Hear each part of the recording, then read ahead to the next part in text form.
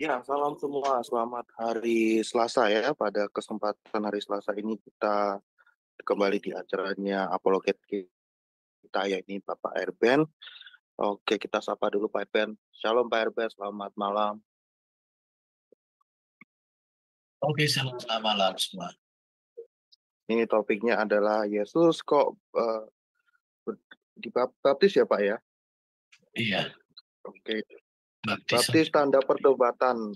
Tuhan Yesus kok dibaptis? Apa Yesus perlu bertobat ya? Seperti itu ya kira-kira ya Iya, Pak iya Erben ya. betul. Oke, sebelum ke materinya, kita akan terlebih dahulu buka dengan doa dari Bu Eni. Silakan Bu Eni. Ya, baik. Mari kita berdoa Bapak Ibu yang terkasih. Maha besar Engkau Bapa yang kami sembah di dalam nama Tuhan Yesus. Saat ini kami datang kepadamu ya Bapa. Kami mau Amin. belajar kebenaran firman-Mu. Biarlah Bapa, apa yang Engkau inginkan kepada kami agar kami semakin cerdas di dalam pemahaman firman Tuhan. Saat ini Pak Erben, anakmu Engkau kirim ke Jumsem Adonai untuk mengajarkan kami firman Tuhan yang sering dipertanyakan mengenai tema ini kepada kami. Bapa, biarlah pelajaran hari ini menambah wawasan kami dan kami semakin kuat di dalam Engkau.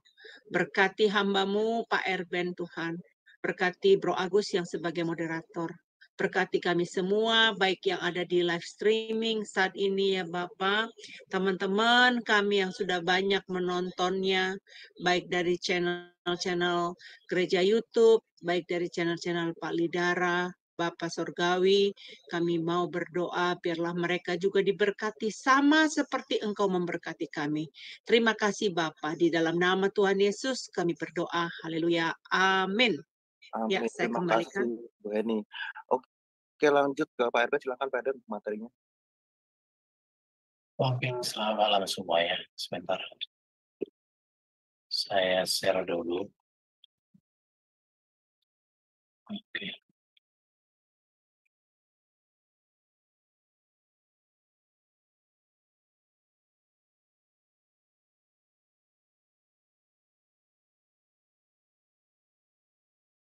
Shalom semua. Selamat malam. Berjumpa kembali di kelas kita hari ini. Tema pelajaran kita pada sesi kali ini yaitu baptisan tanda pertobatan. Mengapa Yesus dibaptis? Nah, ini penting untuk kita pahami karena ada tuduhan-tuduhan orang mengatakan bahwa Yesus berdosa dan lain sebagainya karena Yesus dibaptis. Karena baptisan itu tanda pertobatan. Apakah Yesus perlu bertobat? Berarti Yesus tidak suci, Yesus tidak berdosa. Nah, itu tuduhan-tuduhan. Dan hari ini kita akan menjawab hal ini ya. Adapun materinya dari Matius pasal 3 ayat 17 sampai dengan 13 sampai 17 dikatakan begini. Maka datanglah Yesus dari Galilea ke Yordan kepada Yohanes untuk dibaptis olehnya. Tetapi Yohanes mencegah dia, katanya, akulah yang perlu dibaptis olehmu, dan engkau datang kepadaku. Lalu Yesus menjawab, katanya kepadanya, bila hal itu terjadi, karena demikianlah sepatutnya kita menggenapi seluruh kehendak Allah. Dan Yohanes pun menurutinya. Sesudah dibaptis, Yesus segera keluar dari air, dan pada waktu itu juga langit terbuka, dan ia melihat Roh Allah seperti burung merpati turun ke atasnya. Lalu terdengarlah suara dari surga yang mengatakan, inilah anakku yang kukasihi, kepadanya lah aku berkenan. Jadi di sini jelas Yesus dibaptis oleh Yohanes. Di ayat lain, contoh di Matius 3 ayat 11, nanti akan kita baca, dikatakan, aku membaptis kamu sebagai tanda pertobatan. Maka dari sini muncul pertanyaan, mengapa Yesus dibaptis? Apakah Yesus harus bertobat? Nah, itu ya. Sekarang kita masuk kepada baptisan.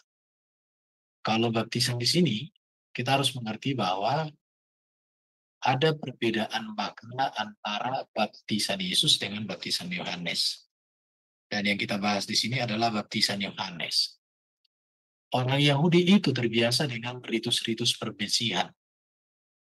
Jadi baptisan ini merupakan salah satu dari bentuk ritus perbersihan, di mana ini bisa dibaca secara lengkap di Imamat pasal 11 sampai 15. Di Imamat pasal 11 sampai 15 itu, di situ sangat banyak hal-hal yang harus disucikan, harus dibersihkan. Termasuk banyak hal yang contoh kayak wanita ketika datang bulan, termasuk baru binatang yang haram dan halal, pentahiran sesudah melahirkan, nah itu dibicarakan di sana. Kemudian kalau kita lihat nanti di pasal 13 tentang kusta, bagaimana dia dinyatakan tangkil, kemudian nanti kita lihat ketidaktahiran pada laki-laki dan perempuan, dan lain sebagainya di situ ya. Bagi orang Yahudi, seorang yang bukan Yahudi, itu dipandang tidak bersih, karena ia tidak pernah mematuhi bagian hukum agama Yahudi. Oleh karena itu, bila mana seorang non-Yahudi menjadi proselit, proselit itu artinya seorang non-Yahudi memilih jadi seorang berkeyakinan Yahudi. Artinya di sini dia bertobat dan memeluk iman Yahudi, maka ia harus menjalani 3 hal, yaitu yang pertama disunat. Jadi seorang non-Yahudi ketika mau hidup sebagai orang Yahudi secara iman, maka dia harus disunat. Dan ini keharusan, karena ini merupakan tanda perjanjian di Kejadian 17. Kemudian dia juga masuk di dalam kurban. Ini juga harus dibuat karena yang penebusan dan hanya darah yang dapat menebus dosa. Itu nanti bisa dibaca di Ibrani 9 ya. Kemudian ketiga dibaptis. Di mana baptis ini merupakan bersih atau pertobatan dari semua kekotoran di masa lalu. Jadi baptisan yang dilakukan oleh Yohanes itu merupakan sebuah pembersihan atau pertobatan dari semua kekotorannya di masa lalu. Artinya ada sesuatu hal yang harus diselesaikan, harus dibersihkan dari semua di masa-masa lalu itu, sehingga menjadi sesuatu yang baru. Itu esensi dari baptisan Yohanes. Praktek baptisan ini dilakukan Yahudi sebagai pembersihan, dan praktek ini disebut sebagai sama dengan mikveh, yaitu sebuah mandi untuk tujuan ritual pencelupan, di mana di Yahudi ini untuk mencapai kemuliaan ritual dan keadaan. Contoh ya, setelah orang kiri itu artinya keluar air mani secara normal, atau setelah orang syafa keluar cairan tubuh yang tidak normal, atau termasuk juga nida atau menstruasi ya. Kemudian pembaptisan ini juga penyucian itu, pemudian ini dilakukan setelah orang tacar atau keluar kulit tertentu seperti kusta, atau ketika seorang kohen imam sedang dikuduskan. Jadi seorang imam itu ketika dia dikuduskan untuk masuk dalam pelayanan, itu masuk dalam praktek mikveh ini atau baptisan. Kemudian orang yang pindah agama ke Yahudi, laki-laki dan perempuan, itu juga masuk dalam pembaptisan, seperti yang saya jelaskan tadi. Tetapi juga pembaptisan itu dilakukan pembersihan bencana dan perkakas yang diperoleh dari orang Yahudi yang digunakan untuk makanan. Jadi kalau ada perkakas dari orang-orang non-Yahudi dan itu diberikan kepada orang Yahudi, maka wajib dibersihkan, dibaptiskan. Tetapi dari beberapa bentuk dan hasil lagi ya, dari beberapa bentuk atau dari keadaan-keadaan yang di situ, maka saya terfokus kepada orang Yahudi, yaitu orang yang pindah agama ke Yahudi, laki-laki dan perempuan. Karena kita tahu bahwa Yohanes itu kan pembuka jalan bagi datangnya Tuhan, datangnya Kristus. Jadi Yohanes Pembaptis membuka jalan bagi datangnya Kristus.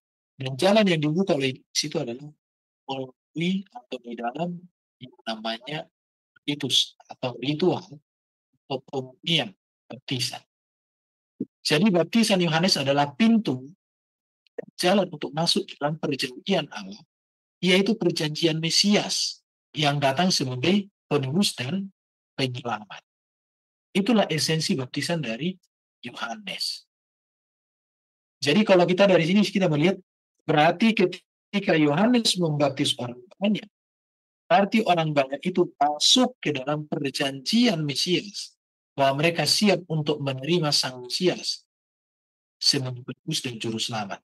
Itulah esensi baptisan Yohanes. Namun pertanyaannya, bagaimana dengan Yesus? Apakah dia harus dibaptis? Maka boleh saya katakan sebelum saya tunjukkan data-datanya nanti, berarti Yesus pun ketika dibaptis itu, dia masuk ke dalam perjanjian Mesias dan menunjukkan dirinya Mesias itu. Karena nanti ketika Yesus setelah selesai dibaptis, seperti yang tadi, maka ada deklarasi, ini anak yang aku kasihi.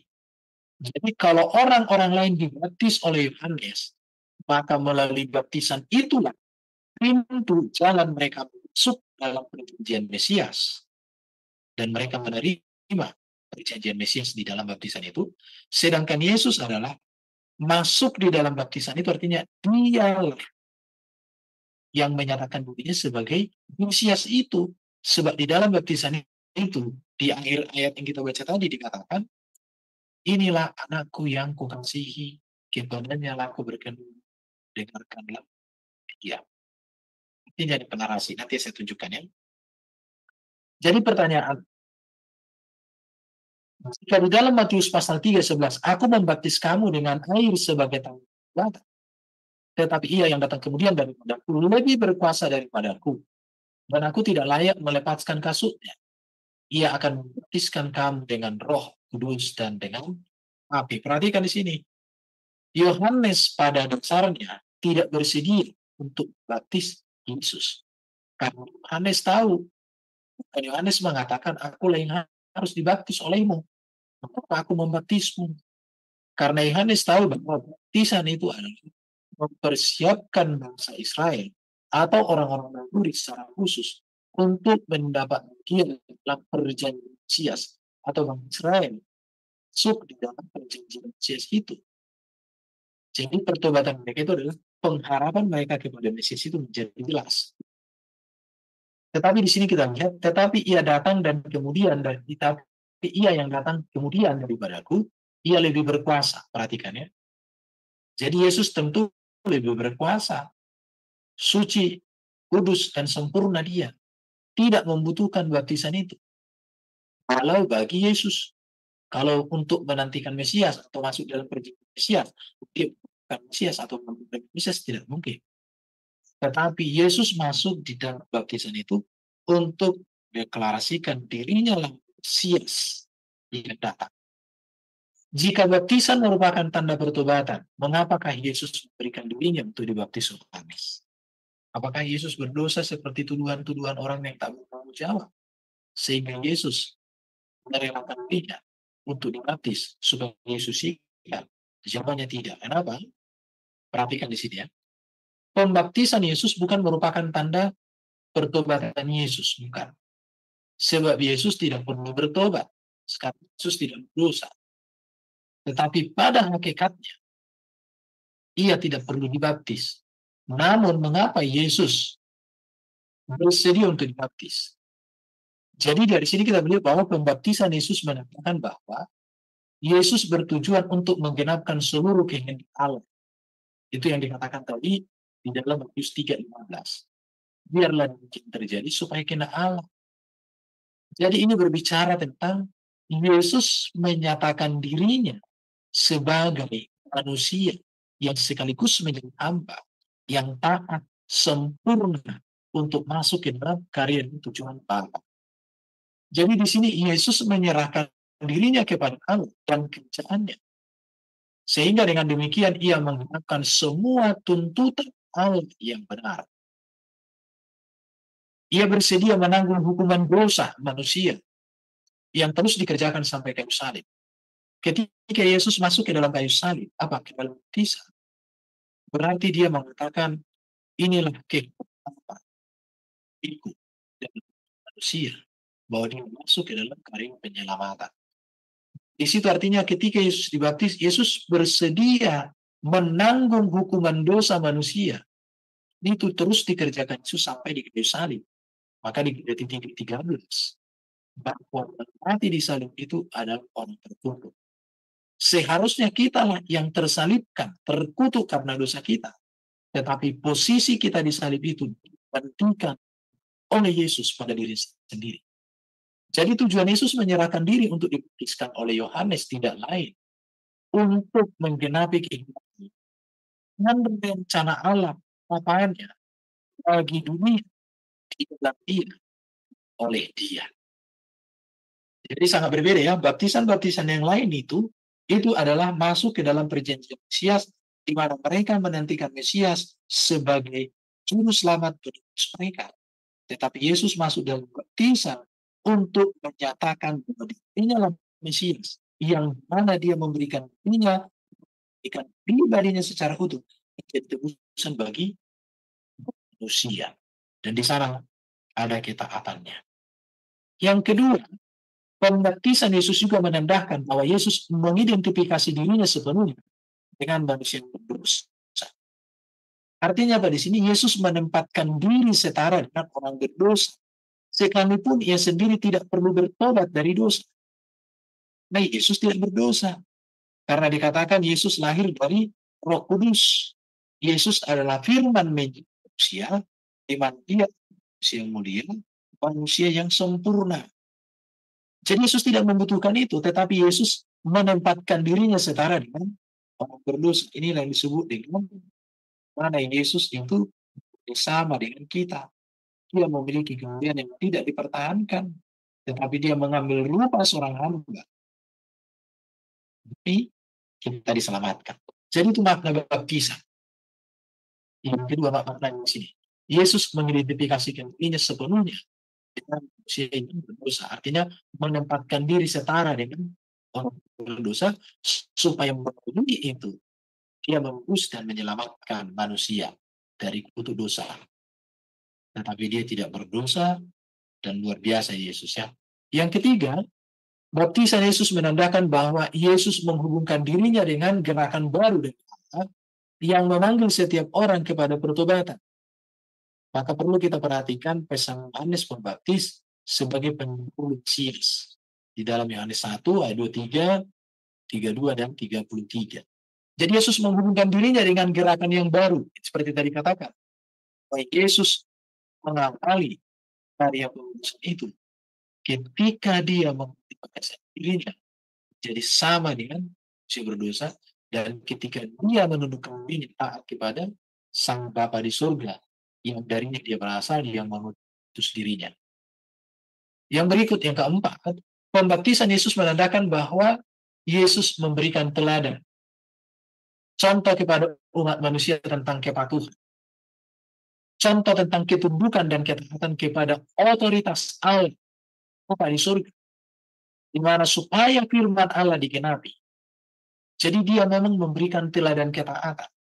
Ketika Yesus yang suci dan sempurna memberikan dirinya masuk ke baptisan, ini sebuah teladan.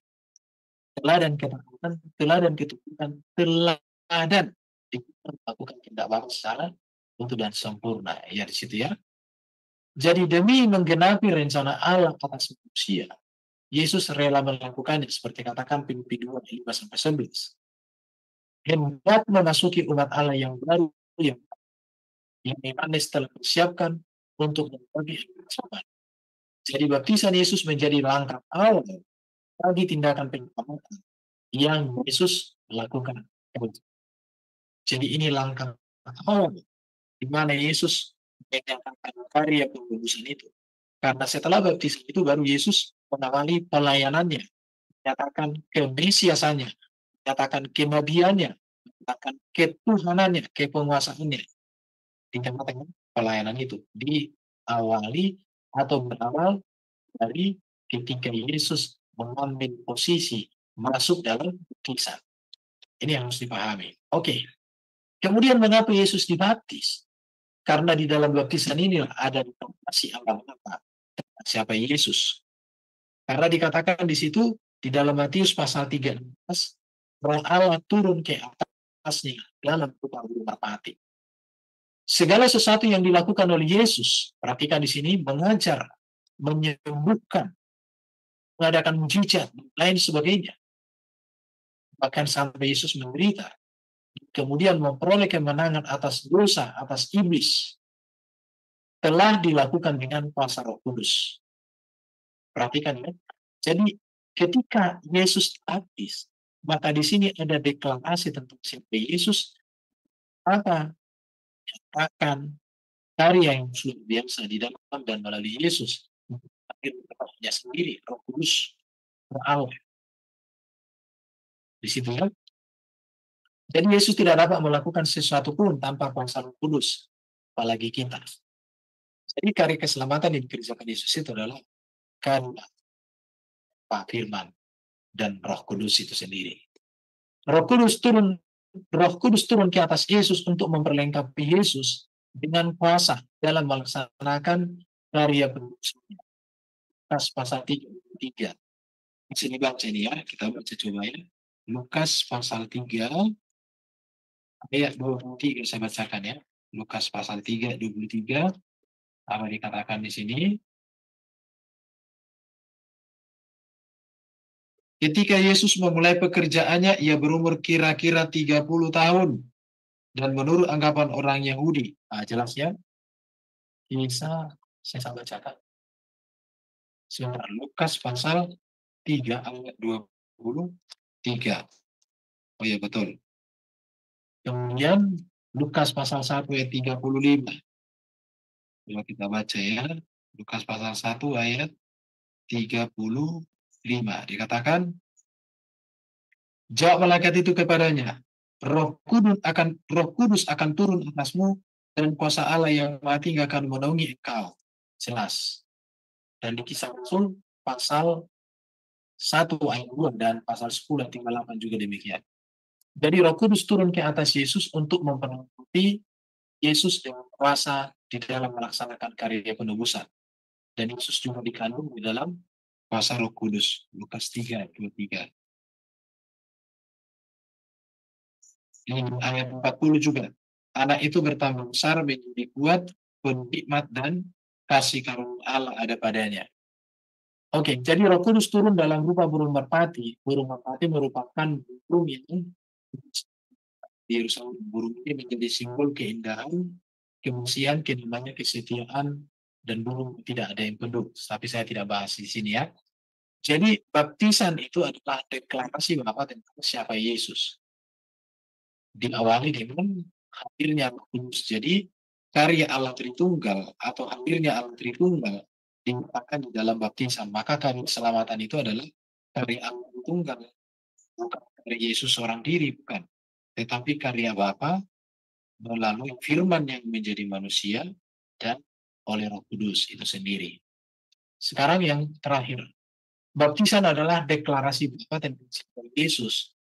Pada Matius 3:17 ada sebuah pengakuan yang spektakuler tentang siapa, tentang identitas Yesus sebagai anak Allah.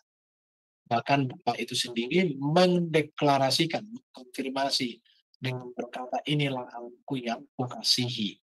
Kalau kita baca ketika Yesus berdua di taman, apa ketika Yesus mengalami kemungkinan, ketika itu murid-muridnya ketiduran, apa dikatakan itu? Inilah anakku yang kukasihi, kepada yang aku berkenan, dengarkanlah dia. Jadi pengakuan Allah terjadi oleh karena ketundukan Yesus kepada Bapa. Dan ini menjadi sebuah kemudian bagi kita. Kita pun demikian. Ketundukan dan pelayanan kita kepada Yesus membuat kita dihormati oleh Bapa. Di dalam Yohanes pasal 5 ayat 21-23. Jadi kita jangan anggap enteng, jangan remeh pelayanan dan pengabdian kepada Yesus, karena itu kita dihormati oleh Bapa. Barang siapa menghormati Yesus, menghormati Bapa. Barang siapa menghormati Bapa, menghormati Yesus. Satu-satunya jalan yang dihormati oleh Bapa adalah melayani. Siapa yang melayani, dihormati oleh Bapa. Maka dikatakan di dalam pengakuan ini, pengakuan inilah anakku yang kukasihi. Ini merupakan pengakuan ayat 7. Dikatakan anakku engkau. Dan Yesaya 42 ayat 1. Lihat itu hambaku yang kepadanya aku berkenan, aku telah rohku kepadanya. Jadi pengakuan inilah anakku yang kukasihi, itu untuk menyatakan bahwa Yesus adalah Raja, Yesus adalah Mesias, Yesus adalah hamba Allah, Yesus adalah anak Allah yang menderita untuk membebaskan manusia dari dosa. Jadi pengertian baptisan untuk Yesus itu bukan karena Yesus berdosa, tetapi karena Yesus yang tak berdosa mengambil posisi dengan menjadi manusia yang merendahkan diri taat kepada Bapa dalam tugas untuk menyelamatkan kita. Oke, jadi itu saja yang bisa saya sampaikan. Kembali ke moderator. Jadi mengapa Yesus dibaptis? 4 hal tadi. Yang pertama, saya ulangi ya, Yesus bertujuan untuk mengikuti seluruh kehendak Allah. Yang kedua, Yesus mengidentifikasi dirinya sepenuhnya dengan manusia yang berdosa, menempatkan dirinya setara dengan orang berdosa. Kemudian Yesus menghubungkan dirinya dengan gerakan baru dari Allah, yaitu semua orang kepada pertobatan. Yang keempat, memberikan teladan. Dan yang terakhir, kasih dari Bapa sendiri tentang siapa Yesus yang menunaikan tugas misi penyelamatan bagi manusia supaya manusia terselamatkan masuk surga. Oke, kembali kepada moderator. Terima kasih. Sampai sekian dulu. Shalom. Saya unmute nanti ya.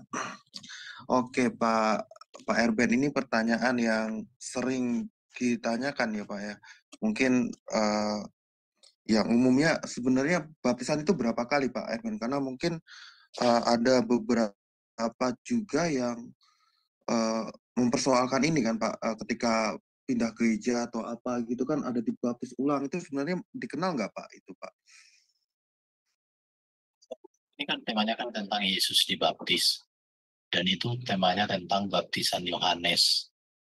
Jadi baptisan Yohanes dengan baptisan yang diajarkan Yesus itu ada perbedaannya. Di situ ya. Kenapa? Karena baptisan Yohanes ini lebih kepada proselit. Artinya orang-orang lain masuk ke dalam perjanjian Mesias, ke dalam pertobatan. Karena Yohanes kan membuka jalan bagi datangnya Kristus. Dan Yohanes membuka jalan itu melalui namanya baptisan, yaitu tanda pertobatan. Tetapi kalau berbicara baptisan yang diajarkan Yesus itu, Matius 28, kan jelas. Baptislah mereka dalam nama Bapa dan Anak dan Roh Kudus. Jadi baptisan itu satu kali, cukup. Ngapain 2 kali? Tetapi baptisan diberikan kepada orang yang sudah mengenal kebenaran dan keselamatan dalam Yesus. Kalau belum mengenal kebenaran dan keselamatan dalam Yesus, sebaiknya diserahkan. Itu berdasarkan apa yang dilakukan oleh Yesus ya. Jadi anak kecil diserahkan, karena Yesus katakan serahkanlah anak-anak itu datang kepada aku. Tetapi ketika orang sudah mengerti dan mengenal kebenaran tentang Yesus, itulah yang dibaptis, dan itu cukup 1 kali. Tidak perlu 2 kali. Yang membaptis 2 kali itu sama dengan tidak mempercayai otoritas dan kuasa Tuhan. Baru ada perbedaan ya, di dalam Kisah Rasul ada juga orang baptis dalam nama Yesus. Tapi ingat ya, di Kisah Rasul itu tidak berbicara formula baptisan, tetapi berbicara tentang, kalau formula baptisan itu ada di Matius 28, baptis dalam nama Bapa dan Anak dan Roh Kudus, itu formulanya. Tapi di Kisah Rasul itu bukan formula, tetapi pentingnya mengajak dan membaptis orang di dalam dan otoritas dan ajaran Yesus Kristus, itu esensinya. Bisa dipahami bro? Atau ada mau dipertajam? Jadi esensinya adalah formula baptisan itu ya, bukan tata cara baptisan. Apakah harus dipercik atau di Islam itu nggak terlalu penting. Yang penting adalah formulanya ya Pak ya, atas nama Bapa, Putra, dan Roh Kudus itu ya Pak. Ya, esensi baptisan itu kan di dalam nama Bapa, Anak, dan Roh Kudus. Dan orangnya sudah mengerti tentang siapa Bapa, siapa Anak, dan siapa Roh Kudus. Itu. Kalau masalah untuk dipercip atau selam itu kepada gereja masing-masing lah. Tetapi kalau saya dan saya belajar Alkitab, lebih bagus memang dengan air yang banyak ya. Air yang banyak, karena kalau kita mengacu kepada Yohanes, itu kan menggunakan air yang banyak, bukan dipercikkan, tapi memang dibasuh dan dibersihkan. Contoh kalau seorang wanita lagi datang bulan, ya dibersihkan. Seorang laki-laki tidur, barangnya kayak mimpi basah, ya dibersihkan, dimandikan. Jadi air yang banyak. Kalau mengacu kepada ajaran Yohanes. Tapi kalau ada gereja hanya dipercik, mereka juga punya alasan ya. Contoh, ketika terjadi pertobatan massal di Tanah Batak, sementara yang melayani adalah hanya nominasi seorang diri, maka dia tidak memungkinkan untuk membaptis orang itu satu-satu. Ya dia perciklah biar cepat selesai. Jadi itu ada konteksnya. Contoh, pernah juga dijelaskan sama Pak Petrus. Ketika Petrus membaptis orang di dalam penjara itu tidak ada air. Justru di penjara bawah tanah itu ada air menetes-netes. Itu yang dibuat Petrus membaptis orang yang ada di penjara itu. Jadi nggak diselam. Itu sejarah. Jadi dari situ terbangunlah sebuah pemahaman bahwa baptisan itu esensinya adalah dalam nama Bapa, Anak, dan Roh Kudus, dan orang yang dibaptis itu mengerti dan mengenal dan mau memahami tentang siapa Allah. Tritunggal itu. Itu bro. Ya, tapi ketika bayi kan tidak mengerti, Pak. Ada yang dalam arti dia dikasih, ada yang memang penyerahan anak ya, Pak ya, dan ada juga yang memang dibaptis gitu loh, Pak. Dan baptisannya itu kan sekali seumur hidup. Itu yang mana yang benar gitu, Pak? Apakah itu sekedar penyerahan anak gitu kan, ataukah memang dibaptis gitu? Karena memang itu bukan penyerahan, karena juga ada formula itu juga sih, Pak, di dalam waktu bayi itu loh. Jadi gini, Itu bagaimana? perkembangan gereja itu kan luas bro. Jadi kalau kita melarang juga orang anak kecil dibaptis, para misionaris melakukan itu, anak kecil pun langsung semua keluarga-keluarga, yaitu sejarah. Tapi kalau kita melihat di dalam data Alkitab, anak kecil diserahkan, kan aku bilang tadi di awal. Kemudian orang yang sudah mengerti dan bertobat, mengerti esensi kekristenan, baru dibaptis. Kan itu tadi saya jelaskan, itu yang lebih sesuai dengan Alkitab. Tetapi kalau orang dipercik namanya dibaptis, itu namanya karena ada situasional, dan itu mengingatkan akan sejarah dulunya. Nah, seperti itu bro. Ini kan nanti Oke, sudut ini ada pandang. yang ya, lanjut silakan, Pak. Iya udah. Sebentar nih boleh ya saya baca ada komen ini dari saudari kita Mesop. Dia berkata begini, Alhamdulillah saya wanita Islam saat ini, namun waktu dekat saya minta baptis. Jiwaku damai di usia 24 tahun karena mengenal Tuhan Yesus penuh kasih akhlak mulia. Wow, luar biasa, masih muda banget ya Pak Erben, umur 24 tahun. Jadi gini, maksud aku Bu, yang saya bilang ini kan tentang Yesus dibaptis, bukan pengertian baptisan. Iya. Jadi iya, saya kan fokusnya kan baptisan dengan pertobatan apakah ada Yesus. Jadi itu kalau untuk baptisan nanti bisa materi di berikutnya bisa kita bahas. Apa kaitan baptisan dengan sunat? Akan di situ toh. Karena sunat itu dikaitkan, disamakan itu dengan baptisan. Karena itu berbicara perjanjian. Jadi perjanjian sunat itu adalah perjanjian kedatangan Mesias. Demikian juga dengan baptisan, itu masuk ke dalam ikatan perjanjian Mesias yang menyelamatkan. Jadi pengertiannya luas. Betul. Saya mau berkenalan dengan saudara Mesok ini. Kalau bersedia naik ke room ya, ke Zoom, ada linknya kami bagikan. Ayo kenalan sama saya dengan Henny dari tinggal di New York ya, saudari Mesok. Kita supaya bisa ngobrol-ngobrol. Baik, saya kembalikan kepada moderator. Itu kayaknya ada Bu Aling bertanya. Silakan. Iya, terima kasih. Pak Erben, ada yang mau saya tanyakan tentang materi yang di sini, Pak. Praktek baptisan Yahudi. Di sini kan dikatakan bahwa Yahudi ini mengadakan praktek baptisan bukan hanya kepada manusia, tapi juga pembersihan bejana dan perkakas yang diperoleh dari orang non-Yahudi. Ini tujuannya sebenarnya untuk apa, Pak ya? Setahu saya kan baptisan itu hanya ditujukan kepada manusianya. Nah ya, mohon penjelasannya, Pak Erben. Makanya tadi kan udah aku bilang tadi di awal, baptisan Yohanes dengan baptisan Yesus itu memiliki perbedaan, namun memiliki pertalian di situ. Karena baptisan Yesus itu hanya kepada manusia. Tapi kalau baptisan Yohanes yang disebut mikve itu banyak penggunanya istilah itu. Walaupun di dalam konteks yang disampaikan di dalam kitab Injil lebih kepada orang yang pindah agama ke Yahudi, laki-laki dan perempuan. Itu konteksnya di dalam Matius yang kita baca tadi, Matius 3:11. Berimu dirimu dibaptis. Dibaptis di situ berbicara penyucian, pembaruan. Itu esensinya. Jadi memang baptisan Yohanes tidak kudus. Baptisan di dalam nama Bapa, Anak, dan Roh Kudus kan kita bedakan, walau memiliki historitas yang saling berkaitan. Nah, seperti itu penjelasan saya. Oke. Saya tadi agak telat masuk.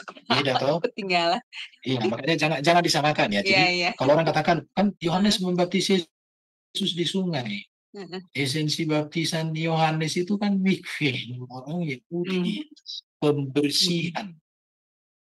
Artinya Yohanes itu kan membuka jalan bagi datangnya Kristus. Maka terjadilah pembersihan.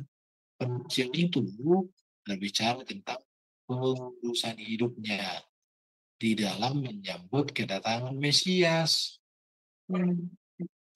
Itu konteksnya toh. Iya. Oke. Ya, terima kasih Pak Erben untuk penjelasannya. Oke, sama-sama. Ya, itu satu lagi Pak Erben. Dalam pembersihan itu bukannya ada yang dipakai juga di gereja ya, mungkin nggak semua gereja pakai itu. Lebih seperti blessing gitu ya, diberikan berkat. Itu kan juga ada Pak, benda-benda yang sebenarnya benda-benda buat liturgi itu kan juga ada yang dia dibersihkan, kemudian juga memakai nama formula baptisan dalam arti ya dalam atas nama Bapa, Putra, dan Roh Kudus itu juga di blessing gitu loh Pak. Kan ada juga gereja yang seperti itu Pak. Apakah itu juga termasuk pembersihan yang Bapak maksud di Yahudi seperti yang tadi gitu Pak? Itu kan artinya harus melalui air.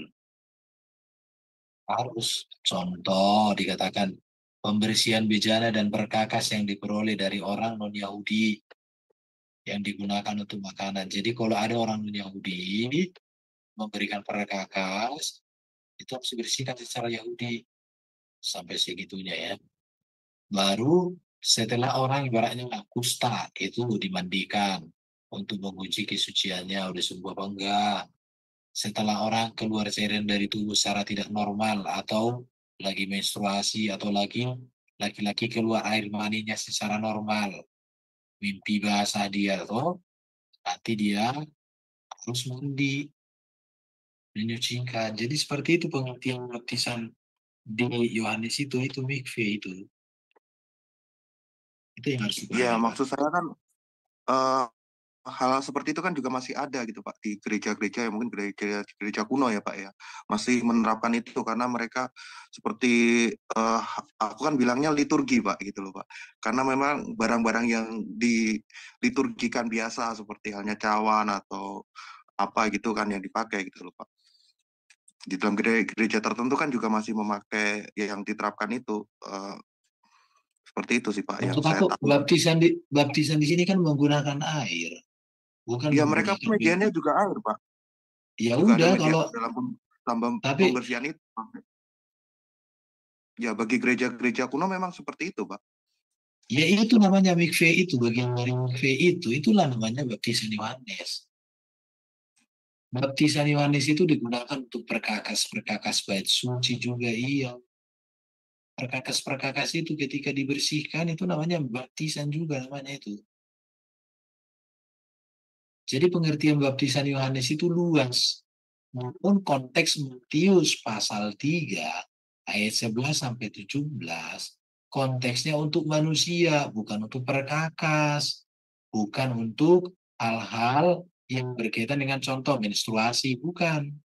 Tapi maksudnya orang-orang ke dalam perjanjian Mesias, karena kedatangan Yohanes membuka jalan bagi Kristus Yesus.